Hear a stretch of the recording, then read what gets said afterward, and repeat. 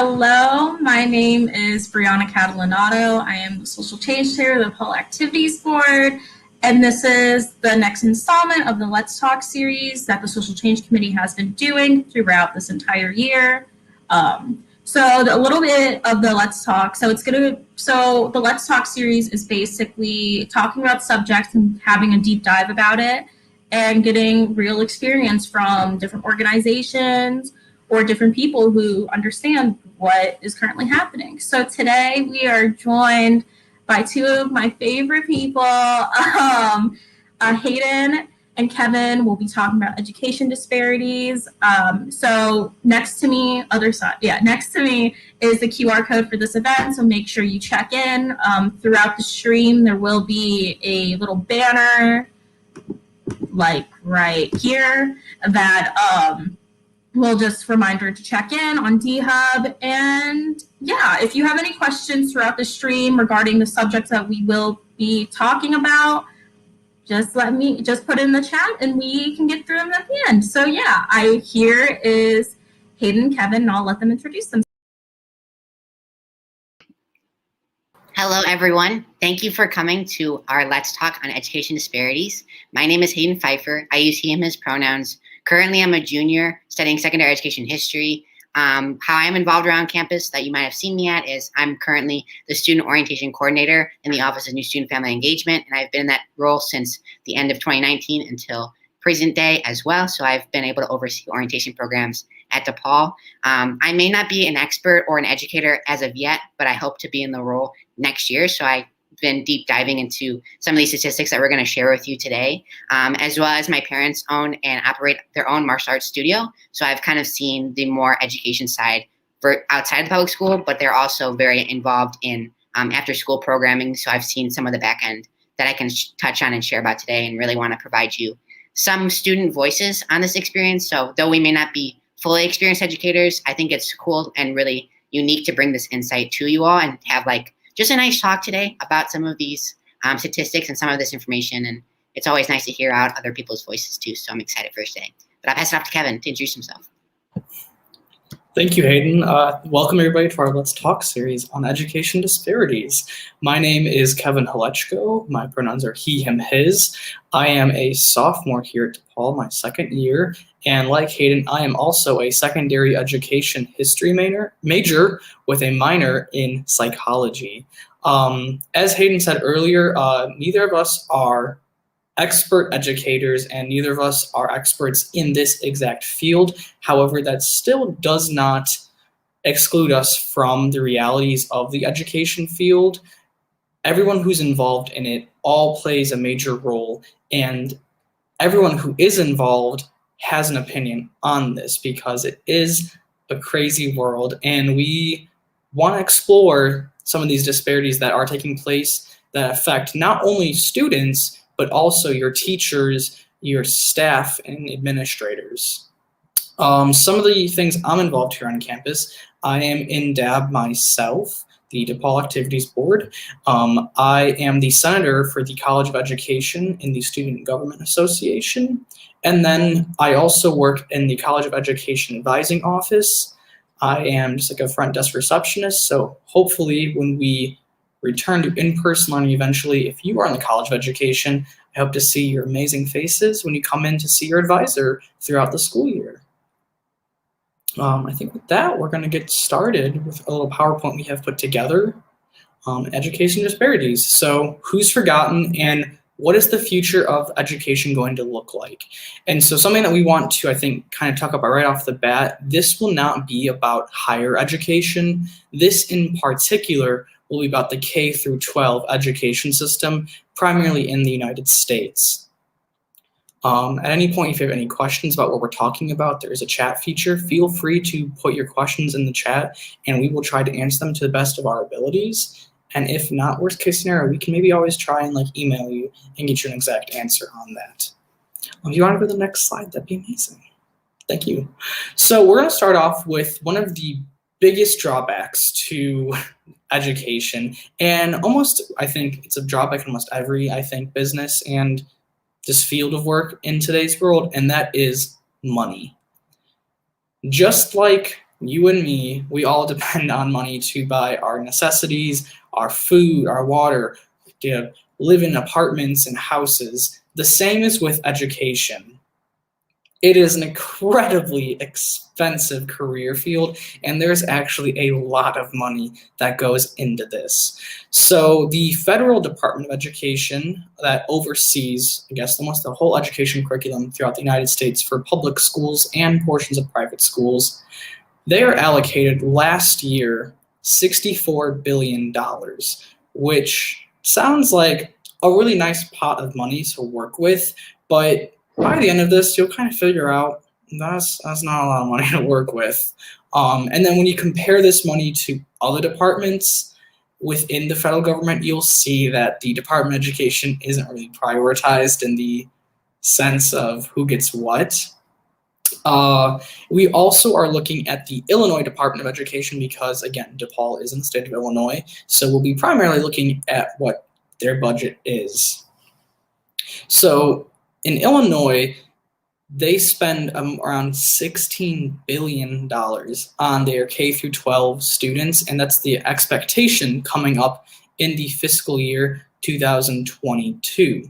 However, as we put a note down there, that is the proposed budget, so it's not necessarily what they'll be actually spending, but what the Illinois Department of Education is requesting. And there's no guarantee, especially because as of late, the progressive tax that was on the ballot this last fall in the election of 2020, it did not pass. So Governor Pritzker has hinted that there might be reductions coming.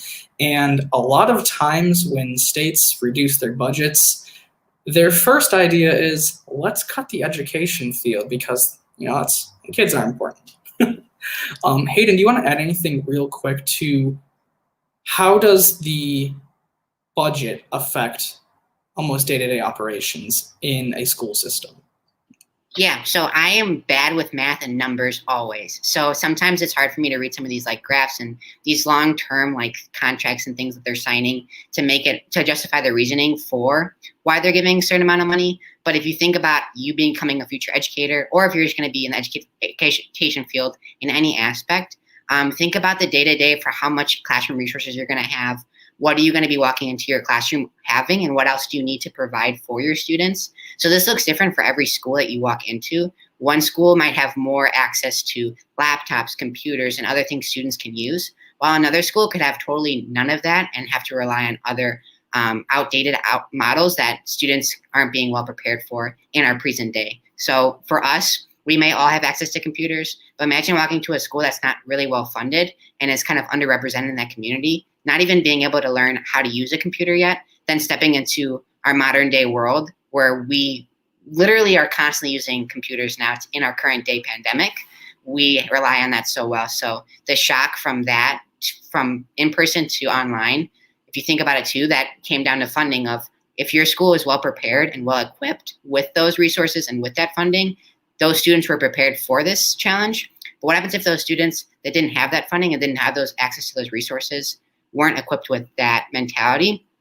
Hopping online is the scariest experience for that student in the world because they've never even used a computer, let alone know how to navigate and plan their day around using and operating that in a classroom and outside of the classroom for their homework. So kind of give you a more individual sense or a personal experience too, this is definitely happening. And that goes all the way back to funding. So you may not think why do I need to know about funding? How does that affect me? The second you walk into that classroom, you can really tell how well you're being supported financially and how much money you're going to have to dig into your own pocket to really help give these students a great experience and to provide them resources in their classroom too. So. That's awesome. And I think building off of what Hayden said there, with how does this affect me? A lot of times, especially when I think, when we were in middle school and elementary school, there's a lot of times where I think you could see in your teacher where you'd be like, oh, well, why can't we have this? Or why can't we have, I think, at least for me, it was when we were in elementary school was, why can't we get new recess equipment? Because it was a bit older. And our teacher was always like, oh, ha, ha, it cost a lot of money. And we're like, yeah, but like you're a school, aren't you supposed to be like loaded or something? And they always thought that was really funny. And now that we're a lot older, we too laugh at the idea of thinking that like schools are loaded somehow. But the reality of the situation is a lot of schools, especially now in the pandemic, are struggling to stay afloat and to continue school in not only a efficient environment, but also a safe environment. And I think even what we're seeing right now with Chicago Public Schools almost going on strike again, they were so concerned because they were one of those districts that I think you can really see almost night and day what parts of the district were really ready for this pandemic and then what portions were not. And a big reason from that is because the funding from not even the state of Illinois, but more or less abroad, it's not well funded. And as a result now, we are seeing the long-term effects of that, where we are having students who are graduating high school and they only have been told like their whole life that, well, if you want to be successful, you go to college or you go to the trades. And there are other students that are like, well, is there another option? And they're like, well, right now, no, there's not. And it's almost like a shame that like that has to happen and that there is no really alternative. And again, a big reason is because the budget of that school is so limited that they can't provide you some of those amazing resources that you see on TV. And maybe if Hayden, maybe do you want to share what was your like school experience? Was there anything where you kind of made the realization that the reason maybe your school couldn't have something was directly tied to like the budget of your school? Yeah, it's a really good point. So I grew up in northwest suburbs of Chicago. So I'm not a Chicago kid. I just recently moved when I was a freshman in college. So I've been here for 3 years. But I do not say that I grew up in Chicago. I grew up in the northwest suburbs, which is like a totally different experience. So I want to lay that out. But I did sports in high school personally. I did wrestling. So I had the ability to go to other schools in my district and outside of my district for conferences and tournaments. And though it may seem like a small thing to do, it really opens your eyes up to like how your school differs from that school. For instance, like my school didn't have a pool, so we didn't have any water sports. But I went to like 3 other schools in my surrounding area, like 20, 30 minutes away, and they all had like these Olympic style pools and had all this like access to like these water sports. Though that may seem small to a student, seeing that and thinking, why do I not have these resources and they do, can put a student in a position of if they're being cared for, if they're being viewed as important, just coming down to like, oh, they have this and I don't have that. As simple as it is, like that can be a true experience for those students. And I know going back to my high school for their funding program, it was a little bit different in terms of how they chose to allocate their money since they had different programming. We kind of had an older style school, so we didn't really like have this brand new school. We also like ran on a 2 high school system where we had Central and North. So there was 2 different schools, and North was the newer school. So they had a little bit more like modern day technology. They had TVs in the hallways, et cetera, versus my school was like the older model. So it was just came down to a difference of like how the school is established and how they're going to continue running it. So it seemed like my school wasn't able to make those leaps because they were nervous because they never did so. But that newer model school that was already built upon those resources, upon that new technology to make advancements, it wasn't as difficult because they could just build on what they already had, if that makes a lot of sense too. So the funding really goes into that. So what do you choose to move forward with in your funding, and how does your students get affected by your decisions is huge. And I think as teachers and future educators, it's crucial to understand that anything that a student can see has an impact on how they're perceiving their education and even can influence how they choose to move forward in their lifestyle. So if education wasn't really well built up and well funded in their own school district, they might not have a really big initiative to go to college because maybe they found other experiences outside of their school in terms of jobs or other career fields that they see themselves as being important in versus their school. So I think as educators, we can really find ways to not have to dig so deep in our pockets that we go in debt to help our students, but finding ways to like show our school districts, hey, maybe you could put some more money into this aspect, some more laptops, so that way they can be more prepared for these tests they're going to take in these programs they're looking into too. So that's a little bit about my experience. Awesome. Thank you so much for sharing that, Hayden. And for me, I grew up in Northwest Indiana in Dyer, St. John. So we're about 45 minutes to an hour outside of the city of Chicago. So not Chicagoans, but still within the Chicagoland area, to where their news was always on our TV rather than anything about Indiana, which is kind of funny, I think, because we're in a different state. But so for me, I went to an incredibly, I would say, blessed school system where we did have a lot of funding to have a lot of those things that Hayden just talked about. And it was reverse roles where there were school districts around us who didn't have what we had. And when I was in my early years of high school, I always knew that the new high school that they had built for us only a few years prior, when I was in middle school, was something to be really, proud of and be really excited about.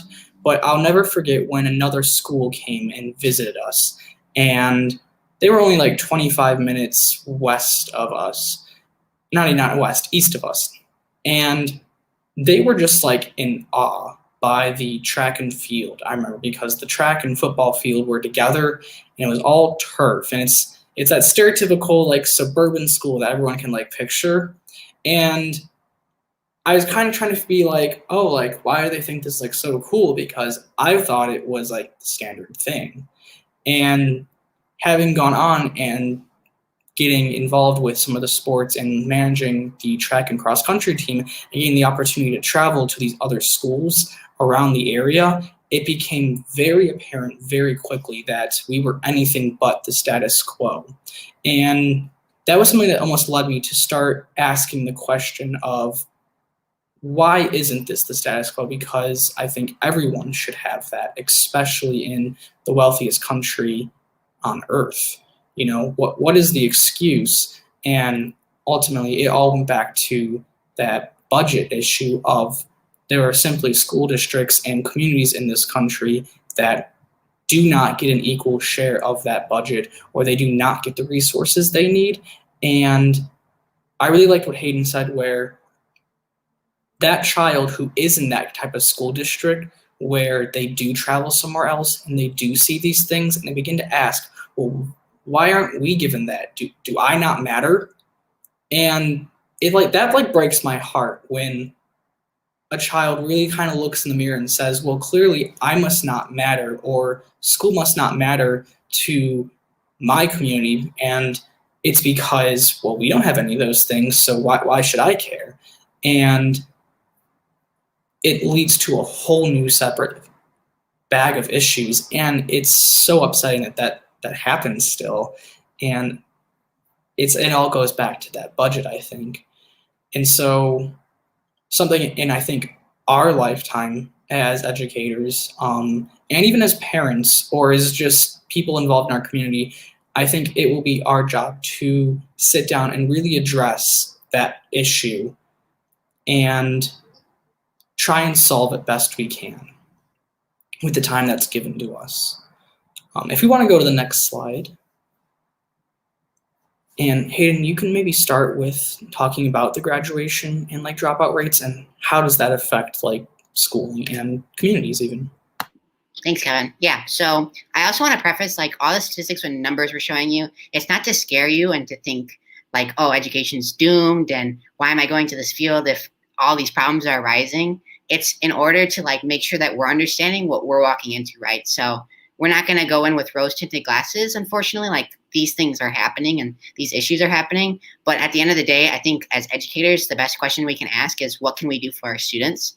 And that's what I've learned at DePaul, like, what must be done? Like, what must be done for these students to help them towards these opportunities, and what can we provide to them in order to help best, like, get them through this? And you're not going to like go in your classroom and be like, oh, look at the dropout rate and look at, you have no budget in our school, like, you don't have to say that to the students, but understanding that they can see little sudden hints and cues is really important, and for you to understand like what it actually comes down to. So that way you're able to best be prepared too. So graduation rates for public high schools and dropout rates. So graduation rate federally is about 85%. So it's pretty good. We like to see the 85%. We would wish it was 100. We wish that every student came in that was able to just graduate, have support throughout their time in high school, in middle school, wherever they find themselves, to be able to pursue and to obtain that degree. We really wish we could, but 85% federally. We'd like to see that number rise, but it's what it is right now. For Illinois, I found this really unique table that breaks down the race and ethnicity for each data point. As we can see, race definitely has something to do with the graduation rate, and depending on your community, depending on who you're surrounded by, it could affect this as well. So in 2018, we had whites graduating at 90%, but then we go down and we compare it to Latinos, which is 82, Blacks, which is 76, Asians, 93, American Indian, 78, and two or more races, 86. So definitely there's some racial disparities in our education system too that should not be ignored, and that should be really looked at and go, hey, why is this the case, and how can we help better that too, and what communities should we be looking and keeping an eye out for, and how can we provide maybe some mentors, maybe some more support in these types of communities and in these races to show these students that this is a very achievable goal and that we're here to support you too. The dropout rate for public schools federally, 2018, there were about 2.1 million status dropouts between the ages of 16 and 24. And then the overall status dropout rate was 5.3%. I don't know if you all have learned about the No Child Left Behind Act yet, but this act was kind of put in place so that students have a harder time dropping out, have a more higher chance to succeed, but also sometimes students are pushed along. But sometimes you can only push a student so far before they just come to a decision, they're like, I just can't do it, or they feel like they've given up and they make that decision to drop out, which is sad. And federally, to see that occur, 2.1 million is a huge number for students to drop out and should not go unnoticed. And my mind always thinks, where are those students at? Are they doing well? Are they in a safe environment? And it's hard to see because some of them could be thriving. Some of them could be onto other trades, other crafts. High school just wasn't really their place to shine. But we also want to look at and understand how we can help those students. We might not know where they went or how they're doing. And then for Illinois, it's growing from a 2.1% to a 4.2% dropout rate. So it's really crucial that we keep an eye on these numbers. And if we keep seeing these large demands, large dropout rates and large numbers, to start asking our boards of education in our districts, other peers, other teachers about what we can do to help these graduation dropout rates. I know I heard a really good piece of advice from one of my teachers in my education classes to go and get involved in the community. So the second you get your education job, find a way to get involved in the community. Join maybe an intramural like basketball team, maybe meet some parents through that park district.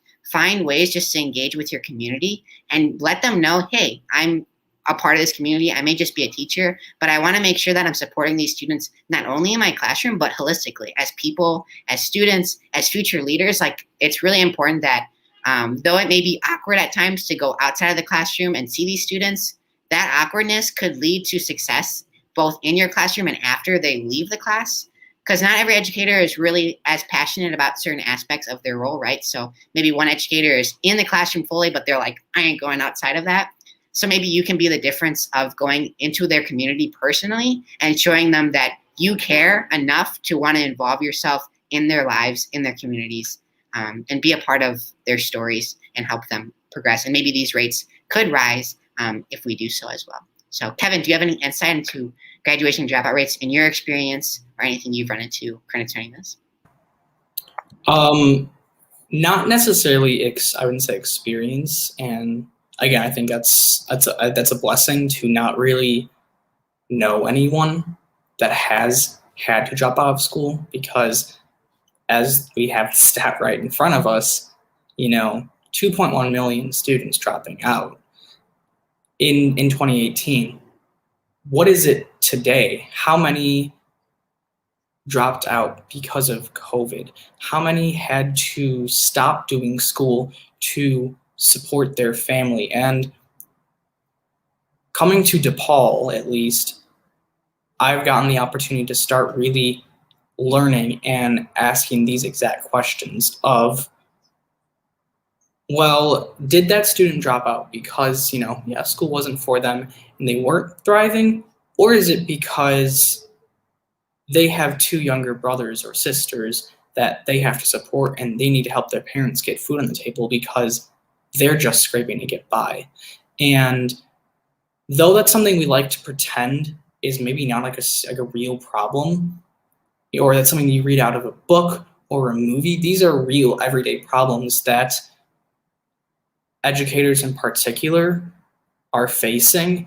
And I think I remember seeing a really good Instagram graphic earlier this winter over December break, and it was a teacher is no longer someone that's just in the classroom teaching a lesson. They are now required to be a counselor, a parent away from home, a teacher, a mentor, a caretaker, and all of these things in one, and not receive any extra pay for doing it, you know? And while obviously I would, at least for me, and I want to speak for you, Hayden, but I'm not going into education to like make millions. You know, that's just not gonna happen. I'm going in to help people, and I would argue that that's what the vast majority of teachers do when they go into education. For they're going there to make a difference, and they're totally willing to, you know, put on all these other hats to ensure that all of their students do make it through. But I think we also have to, especially while we are in college, start kind of preparing our future teachers that there will be bumps in the road, and that there will be students that you can really try your best, but there are just certain things that are outside of your control that they're going to have to, you know, they're going to have to leave if they're to continue, you know, even surviving. And while that is like something that really dark and really sad to think about, it is the really harsh reality of education today, especially in the inner city schools, that a lot of DePaul students, you know, at least from the College of Education, you know, might find themselves teaching at. And like Hayden said, this isn't meant to scare anyone to like going away from education, you know. Please, we need all the teachers we can get. But at the same time, know that it's not going to be this paradise that you're going to get your summers off and it's going to be great and all of the parents and kids are going to love you because, and your bosses are going to be fantastic, you know. That's just unfortunately like not like reality, unfortunately. You know, if you do come across that district, that's amazing, and like please like let us know. We would love to be a part of it. But there's something that you said, Hayden, that I think I really liked. It was just a few weeks ago, and I think it was like you have to teach to like the class that you're given instead of like with the class you want. Do you quickly want to touch on that real fast? Do you know what I'm talking about?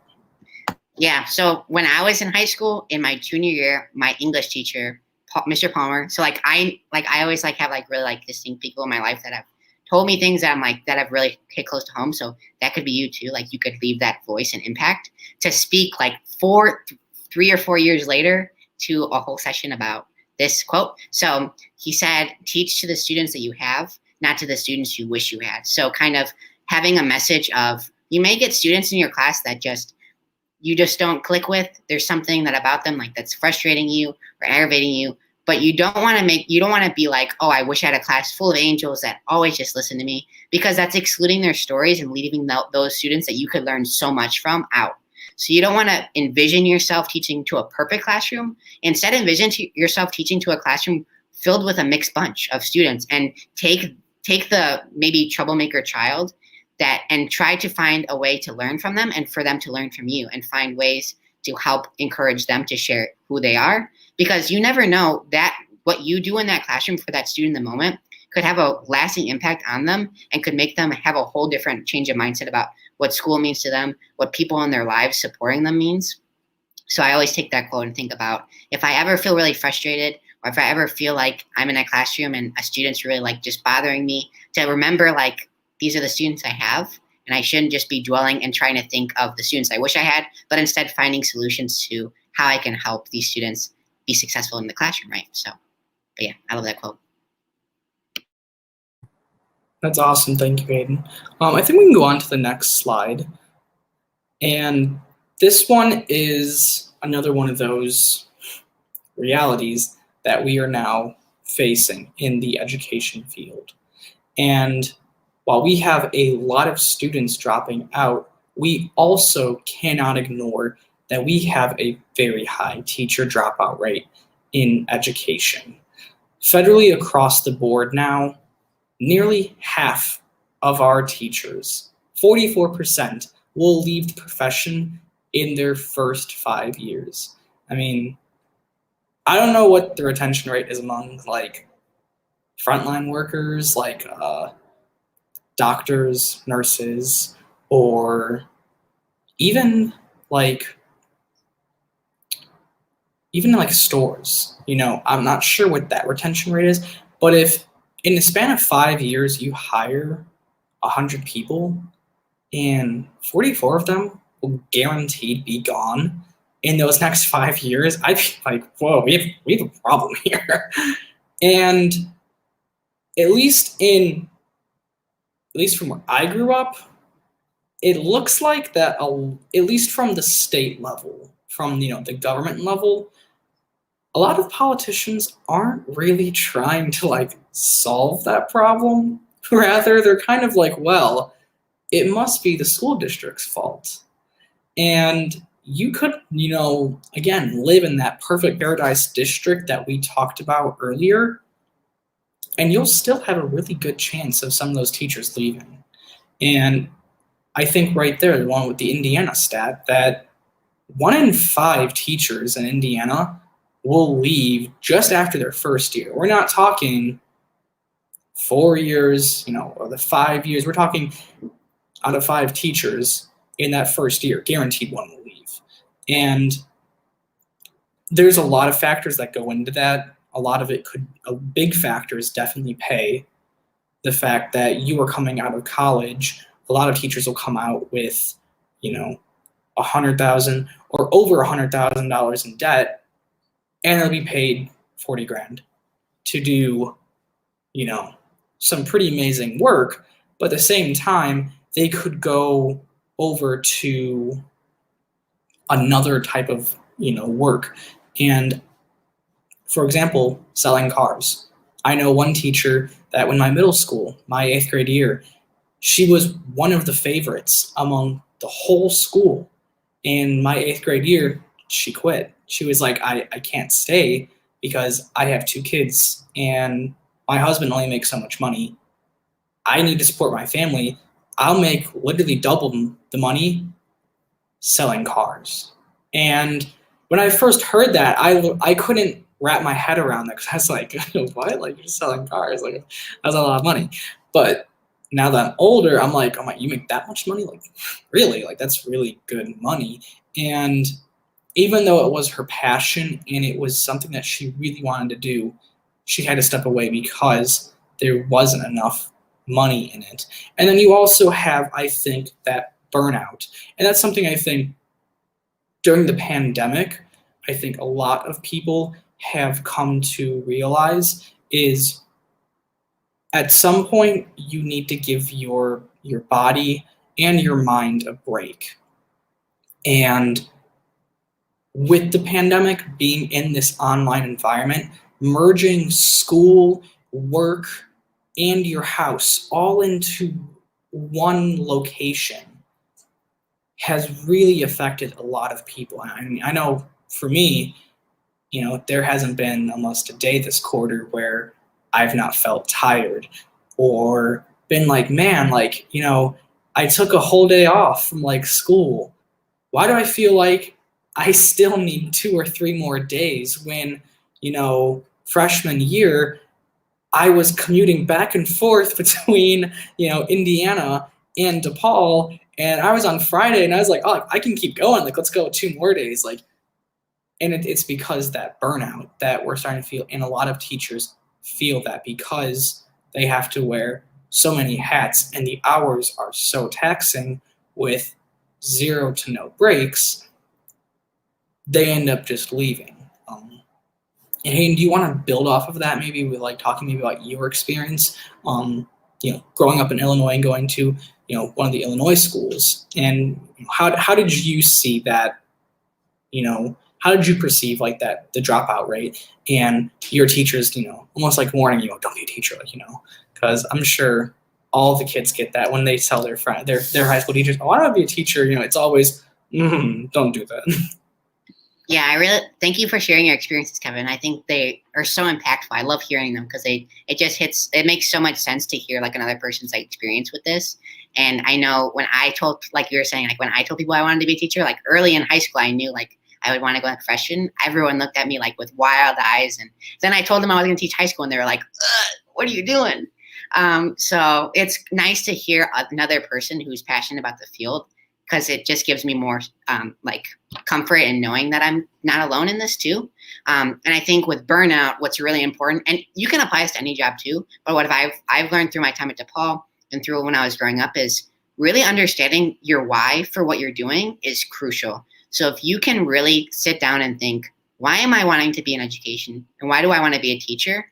And if you can keep writing down your why and keep reading it and still feeling, yes, like that's still what I feel. And the day you write down your why that you've written in the first year of your teaching, maybe you're in your second year, and you just don't feel it anymore, that's a time where you need to take a step back and really evaluate and think about, what do I want to do? And what is my overarching purpose? And like, what do I need out of what I'm doing right now? So like for me, I always knew I wanted to help people and help others.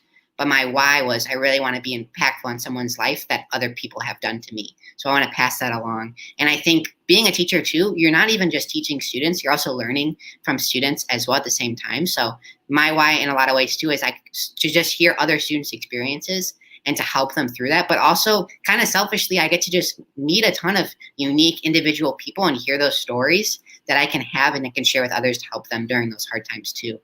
I think with teacher dropout rate as well, I think a lot of teachers feel a little isolated and alone. I know, for instance, a couple of my teachers I had during my junior year that I talked in detail about wanting to become a teacher always told me that sometimes in their planning meetings, they felt a little like an outcast, or they didn't really connect or like click with those teachers that they were surrounded by. And it kind of led them to feel like a lot of times in isolation, that they weren't on the same mission or on the same like wavelength.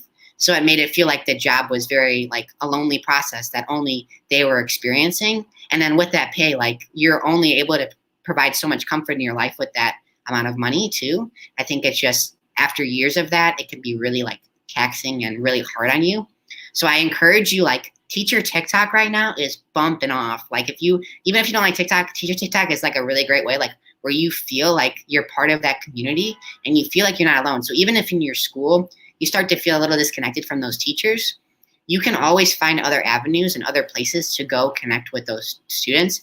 I know for me, a lot of my teachers that I really enjoyed and that were really passionate took their summers to go to workshops, extracurricular things that they could lesson plan and talk to just other teachers about their experience. Because at the end of the day, what I think the dropout rate's coming down to mentally is feeling burnt out, feeling like they're alone, and feeling like they don't know how else they can improve upon what they're doing.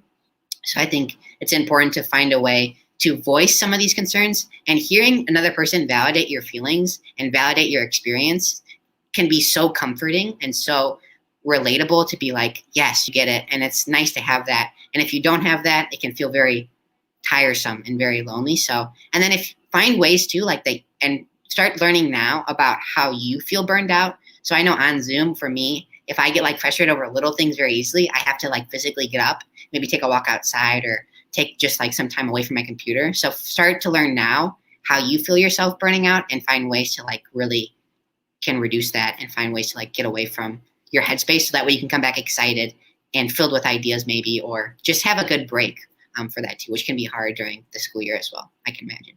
But yeah, Kevin, anything to add for this too? I don't think so. I think what you said was really awesome. We can, I think, go on to the next slide.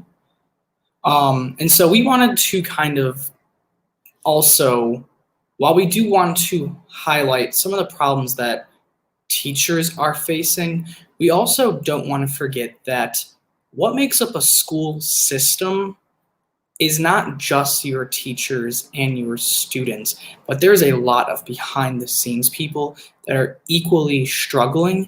And some of these people make even less money than teachers, which you really didn't think would, that's pretty hard. But these people, I've seen a lot of times, especially in some of these bigger districts, they only work the minimum wage or just above. And I think we all know from the debate happening right now throughout the country of should we raise the minimum wage? I think it's becoming pretty obvious that the average American, I don't even say that, I think, no, I think I'll go as far as even saying the average American, they can't even survive on $7.25 an hour. So how are you going to, fix that? Well, you can start by doing the minimum wage. So some of these other departments, though, that we just wanted to quickly touch on, were people that kind of were behind the scenes that you didn't realize that really made a big difference, but they were actually monumental in making sure that your school was operating. And so something for me as like a teacher, I want to go beyond just the classroom. I know I want to get into the administrative track and field, and that kind of goes back to kind of like what Hayden said with helping people. Not only do I want to help my students, but I also want to help my staff and my community. And I think by being a principal or by being a superintendent, you have so many more doorways that open up to increasing that access to helping not only just the kids, but also the people that do make a difference in those people's lives. So quickly just touching on people like our maintenance, our bus drivers, your food service people, the paraprofessionals, and the administrative staff like your treasurers, your guidance department, secretaries, and even volunteer parents. Those people are really what make it so the whole system can operate. You wouldn't have a clean classroom that's been disinfected, ready to go if you didn't have your maintenance. The kids wouldn't even get to school if you didn't have the bus drivers.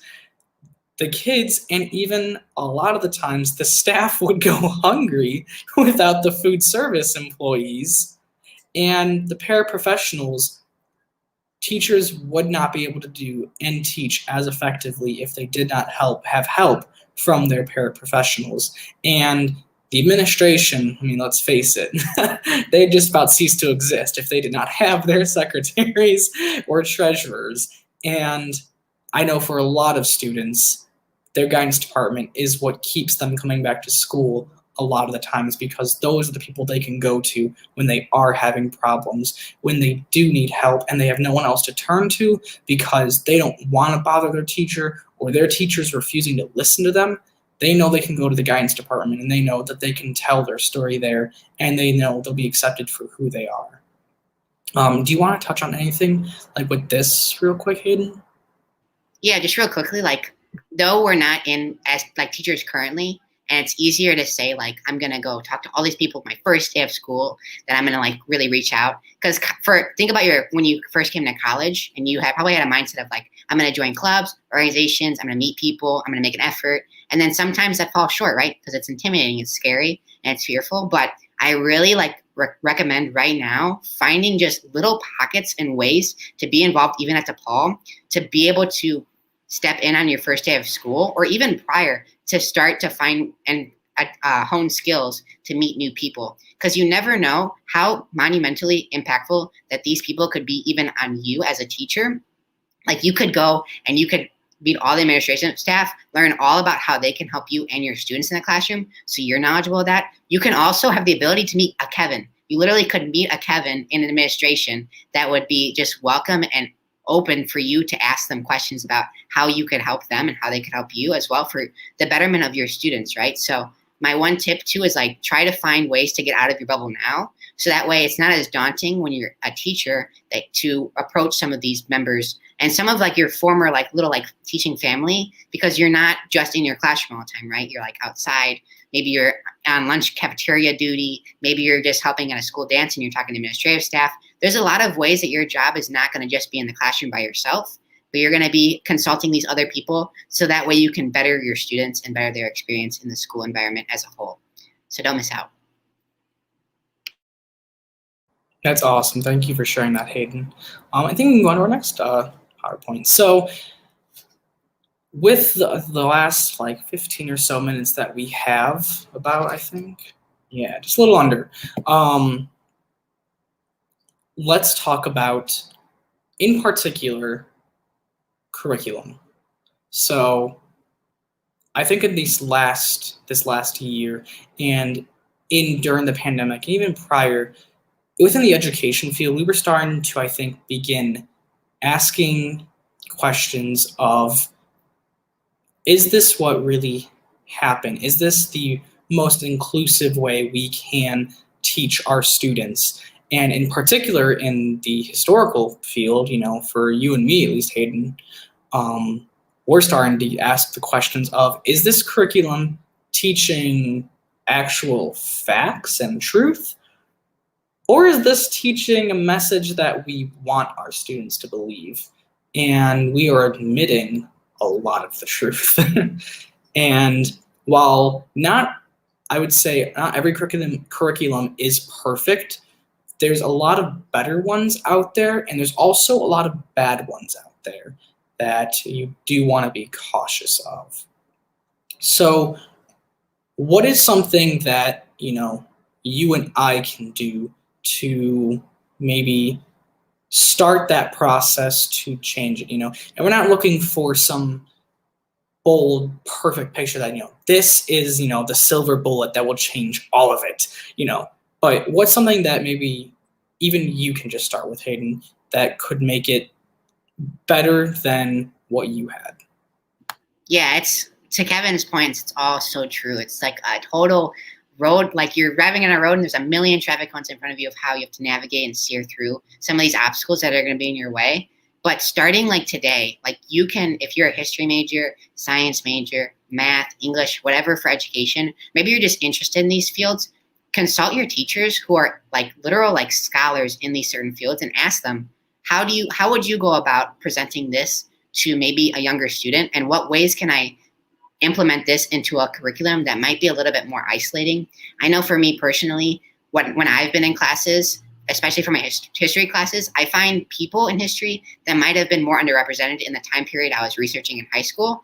And even you could just plug and play a person in history. So maybe you can't up and change the whole curriculum, but maybe you can find ways and spaces to implement some figures, some events that aren't shed light on enough into that curriculum that might be a little bit more constraining. As well as your education classes, you're paying to sit in a class to get these resources. So literally ask your professors, what kind of lesson plan do you do for the Civil War? What kind of lesson plan do you do for this X, Y, and Z? And they'll definitely be so open to talk to you about some of these ways to do it. I know if you're a freshman, sophomore, you don't have a lot of classes where you're sitting in with other education teachers in that field. Maybe you're more like in the theory portion so far, but still like start to ask questions towards them. And then when you get to your junior and senior year, you can get like really nitty gritty and ask the questions, well, why aren't we able to teach this curriculum? And those educators in that field can really provide you an insight of, well, maybe you can't up and lift the whole thing and change everything, but you can also just find ways to have little cracks in the whole wall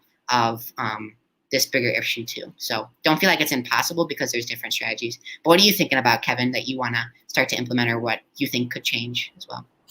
So I think something for me that I have been kind of looking into is,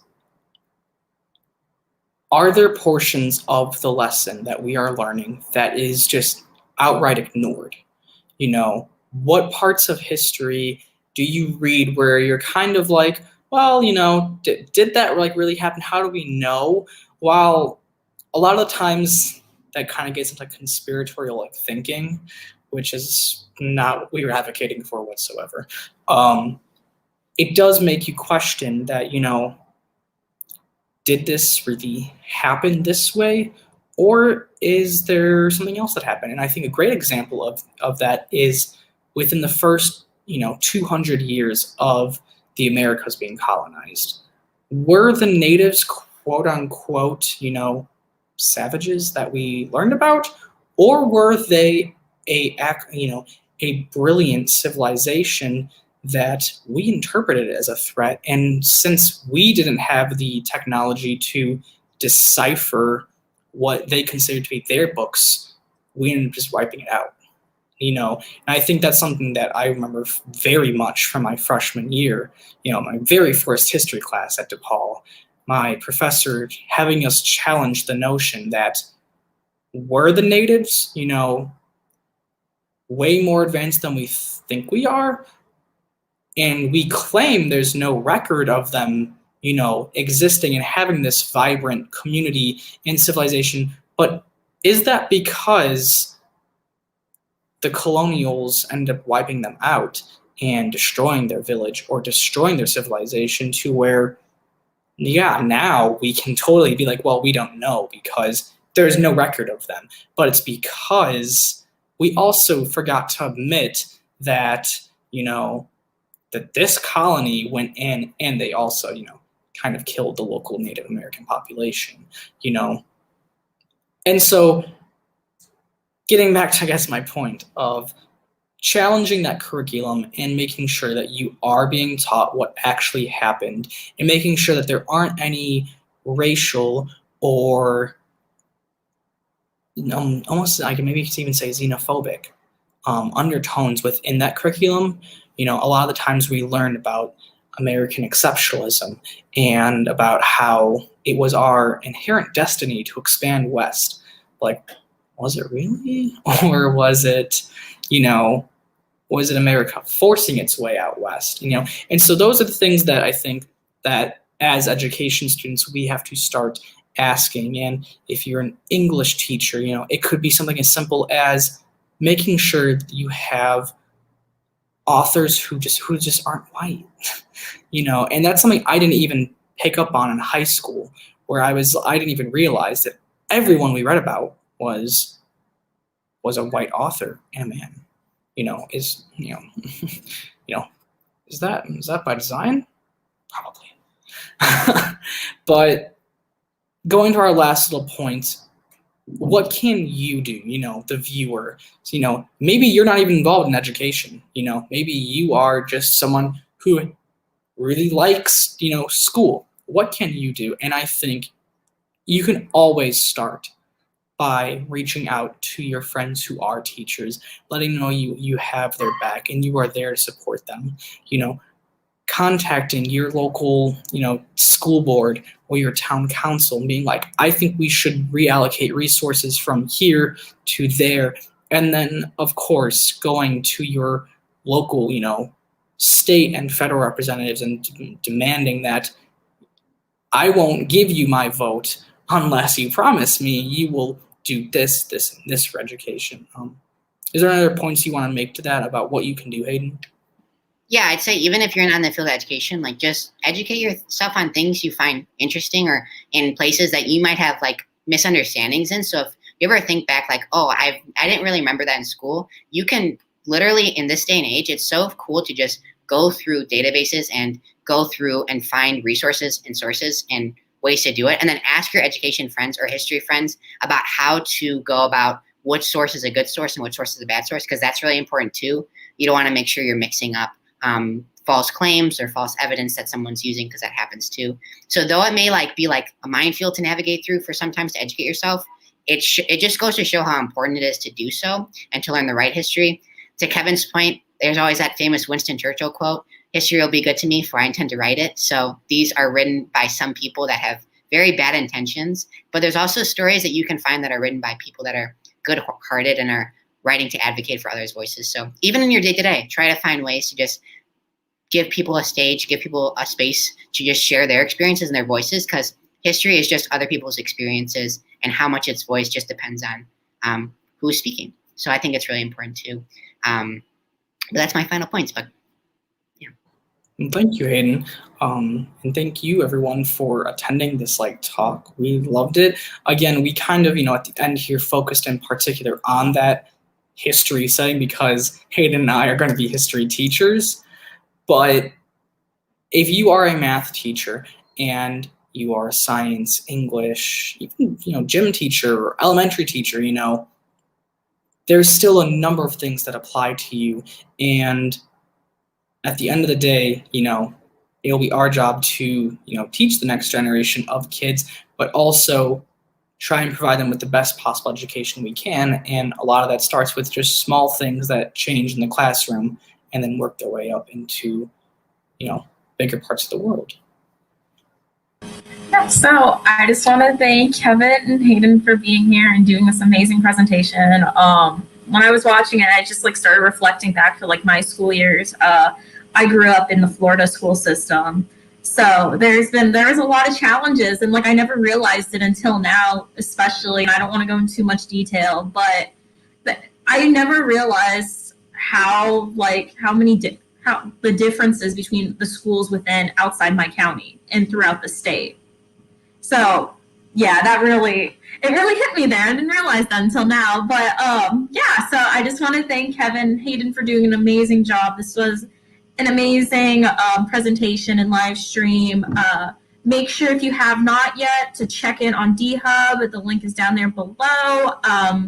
Also, we do have the banner down below, mentions upcoming DAB events. Tonight, right after this on Zoom, is a reality TV bingo. Not bingo, trivia. Ignore me, it's trivia.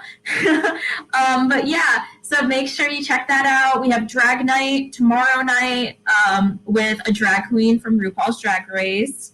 Check that out. It's going to be so much fun. Dab Sleep Weeks next week. We got Lucky Look. And we have trivia night, pop culture next week. So make sure you check us out on D-Hub. Follow us on Instagram at @dab_DePaul. And keep up with our events. So thank you so much for being here and have a great night.